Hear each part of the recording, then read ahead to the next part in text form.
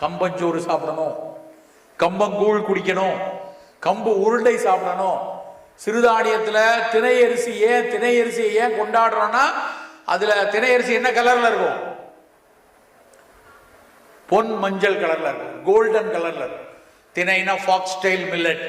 அந்த திணை நல்ல ஒரு சின்ன கோல்டன் எல்லோ இருக்கும். அந்த கோல்டன் எல்லோவுக்கு காரணம் என்னன்னா, அதுல இருக்க பீட்டா கரோட்டின். பீட்டா கரோட்டினோட நமக்கு கேரட் ஞாபகம் வருது.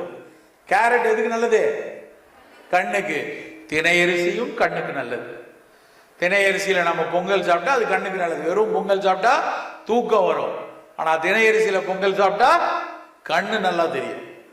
அப்போ கண்ணு மிகச்சிறப்பா இருக்கணும்னா திணை அரிசி, இரும்பு சத்து நல்லா வேணும்னா கம்பஞ்சோறு, நல்ல பிசிக்கலி ஃபிட்டா இருக்கணும்னா ராகி, கேழ்வரகு. அப்படி உங்களுடைய உணவு ஒன்றொன்றும் காலை உணவு ஃபங்க்ஷனல் பிரேக்ஃபாஸ்டா இருக்கணும். தோசைன்னா வெறும் அரிசியும் உளுந்து மட்டும் வேணாம். ஒரு நாள் கேழ்வரகு தோசை, ஒரு நாள் கம்பு தோசை, ஒரு நாள் சத்து மாவு தோசைன்னு சாப்பிடக்கூடிய பழக்கம் வச்சுக்கணும்.